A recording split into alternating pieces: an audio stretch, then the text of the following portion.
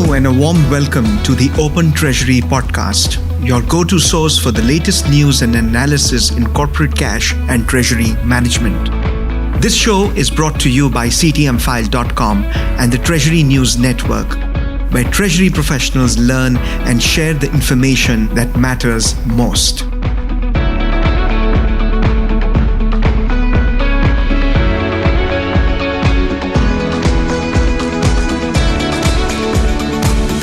Hello and welcome to the Open Treasury podcast from CTMfile. I am Craig Jeffrey. Push Pendra is off today, and my guest for today is Jack Large, who's the editor of CTMfile. Jack, welcome to the podcast. Glad to be here. Jack, we're only covering 3 articles today, right before the holiday season, but let's just do a quick overview of what we're going to be covering. We're going to be talking about the economy and energy. Particularly in Europe. We'll look at interest rates and inflation, again focused on Europe, and then we'll look at acquisitions, Thoma Bravo's purchase and privatization of Coupa Software. So let's get started on the energy front. The IEA warned Europe of a gas crisis next winter, and I think a couple pieces of the news here, Jack, are that the threat or the seriousness of the threat this year is past, that there is not going to be a big issue this year, they consider it safe for the winter, but there's concerns about next winter and preparing for that. Time frame begins now. So safer at what cost, Jack? And what's the impact on the economy now and into the future for this preparation?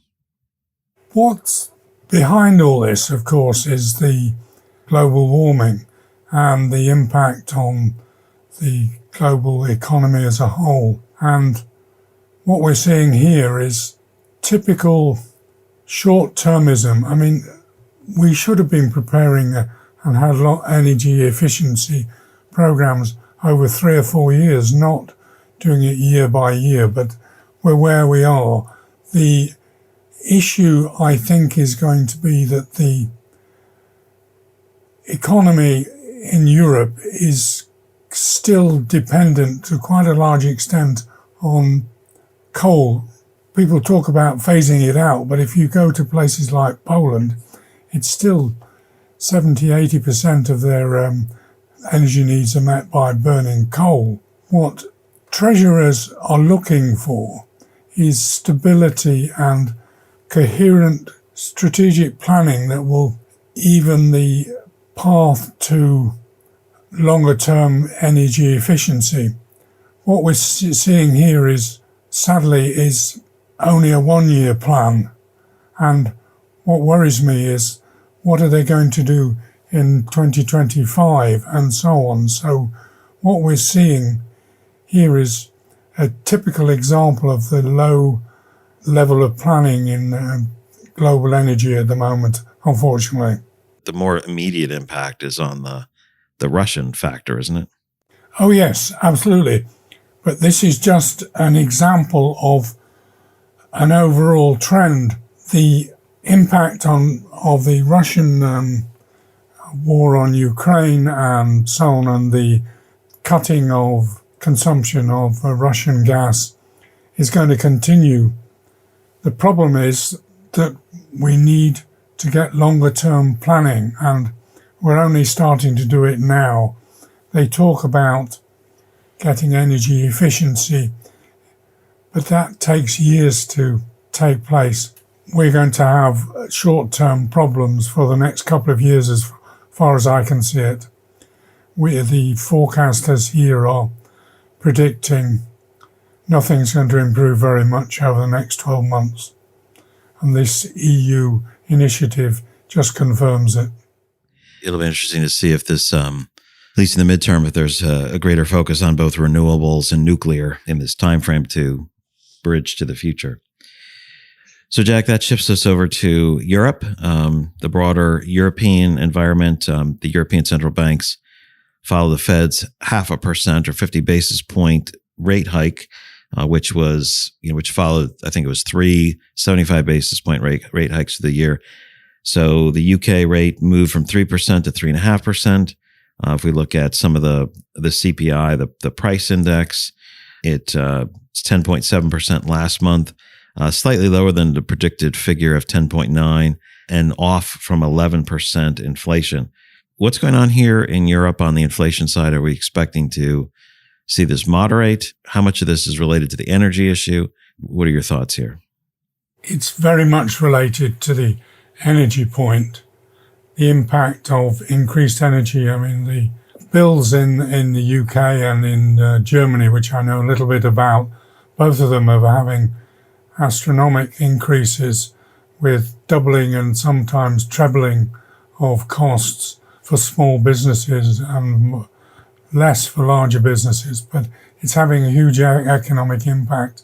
In the UK, we're predicting significant reduction in the number of small businesses just because they're not going to survive the energy hike, regardless of how much the government support. The other issue is that people are starting, and it's only journalists and economic editors and some economists are starting to question the actual impact of raising interest rates on the level of inflation. And already we're starting to see some reactive reasoning. The price control is starting to rear its head again for the first time.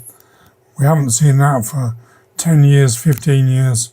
And we're starting to see the very theory of the central banks raising interest rates and its impact on inflation, and whether that really does have an impact. One US economist has questioned whether it has any impact at all. In fact, he thinks it is increasing inflation rather than decreasing. What this really points to, there is a turmoil here already in terms of how we're dealing with the problem. And we're not agreed now on raising interest rates. One, is the only solution, and two, whether its deleterious impact is actually causing the problem as well.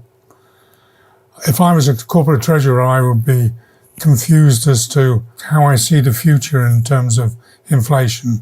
Yeah, you mentioned price controls happening after a decade or so. What are you referring to there? The Guardian and a couple of one other newspaper in Germany have raised the issue in terms of just floating the concept of introducing price controls to actually bring down inflation. And there's disagreements on people for and against. The point is that it's now starting to be discussed for the first time for years. And it really shows the agony we're starting to move into. Yeah, I don't know any time anywhere where price control actually worked. It just capitated and then released greater volatility. Seems to be the history there. That's exactly what people are saying, but the alternatives aren't very attractive either. So the discussion is starting. Yeah, and so on interest rates, even the Swiss National Banks hiked their policy rate up another 50 basis points to 1%. That followed the 75 basis point increase in September, which brought them out of negative, and now they're sitting at 1%. The last topic today, Jack, is about acquisitions. Private equity firm Thoma Bravo agreed to acquire Coupa Software for $8 billion. A lot of people know Coupa as spend management. They also had acquired a number of other companies, including Bellin, which is a treasury management system. So they have this whole spend management platform. So Thoma Bravo has continued to put their capital to work. They acquired Bottomline not too long ago for, I think it was $4 billion. So now they've added Coupa to their portfolio of companies, taking them private. I guess as we think about this, is this just part of the ongoing trend of companies growing, private equities putting companies together, doing activities, or is this something else happening here where private equity firms have a lot of money and they're finding ways to invest it, covering up certain aspects of let's say the cash conversion cycle? What interests me about this is that this acquisition is they're continuing, the private equity firms continuing to invest in service provision, digital service provision. solutions, and they're putting together these different solutions. You mentioned Bottom Line as well as Cooper. But what's the impact for the corporate treasurer is that the companies that they use, like Bellin, like Cooper, like Bottom Line and so on, is these companies are going to be under increased pressure to get returns sooner rather than later. And what I worry about is that the pressure will mean that the level of innovation goes down as people try to bring forward sales rather than look at innovative new ways of doing things, because the investors, the private equity firms, are going to want a return on their money sooner rather than later. They up the ante in terms of the pressure. I mean, I've got a couple of friends who are in the software service provision in the Treasury area, and they both say that the problem with equity firms is that the pressure increases for returns almost doubles overnight, and it stops them thinking about other things, which, okay, there is a good case for that, but I worry about whether the level of service and innovation in Treasury services and corporate services is going to go down as a result of these sorts of acquisitions. Yeah, it's an interesting analysis. You think about private equity firms oftentimes have a 5 to 7 year period before they spin off an entity. Taking someone from public to private reduces some of the short-term pressure. So there's the long-term, the ability to focus long-term. But like you said, their companies acquire firms to generate some type of return. So there's the short-term, long-term aspect. So it'll be interesting to see how this plays out with Bottom Line and Coupa, very large players in the space. But on the other side, Jack, there's still quite a few new companies entering the market in the cloud native space, coming in all areas of, in the CFO's domain, new development. It doesn't seem like there's any let up in new creative companies coming out, and they're getting funding too. So quite a bit of investment in the tech space around Treasury. And I think it will continue because it's one of the few growth areas where there's significant returns can be generated by these new smaller firms, these new innovative solutions. I was commenting on the sort of taking over and bringing things together. The Cooper takeover of Bellin, for example, as far as I can see, there hasn't been very much innovation from that acquisition, which is a shame. And the level of innovation when people like Martin Bellin retire seems to go down once they retire. There needs to be new blood. If I was Thoma Bravo, I would be looking to get some accelerators into that mix of Bellin and Cooper and Bottom Line and try and get new ideas generating out of this, which may well be taking over companies. But from the treasurer's point of view, if you sign up with, for example, Cooper or you signed up with, you were a Bellin user, it's not always an easy life when the private equity firms come in, whether they don't always make things better. This ends our 3 articles, so now is the time to hear what's either the top article or the top theme that you have for this past week. Top theme has got to be strategic planning. The strategic planning on the energy front, on the acquisition front, and on the economy. There needs to be much more strategic planning. The level of foresight in governments is incredibly short, and problem I see it also in private equity firms. They're always moving on to the next thing. So my desire from the last few days, and there are many other examples, is this crying need for more strategic planning, strategic thinking, and turning that into policy that is active policy, not vaporware, but real things that people are doing. I'm going to go on a aligned idea. I'd call it adaptability.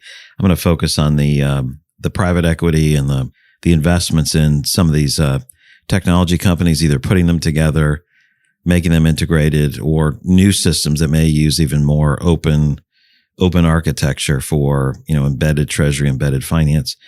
Those seem to be areas that help industries advance. They give us, new, better ways of doing things as some older systems and platforms, reach the end of their life cycle. So I find that most encouraging over time. Not everything by itself is most encouraging, but that adaptability on the, where capital's going to fund this activity. It's not just a consolidation, it's consolidation and new. So that's my, I guess I'd call that a theme too. I agree with that too. Jack, thank you so much for being on the Open Treasury podcast. Thank you.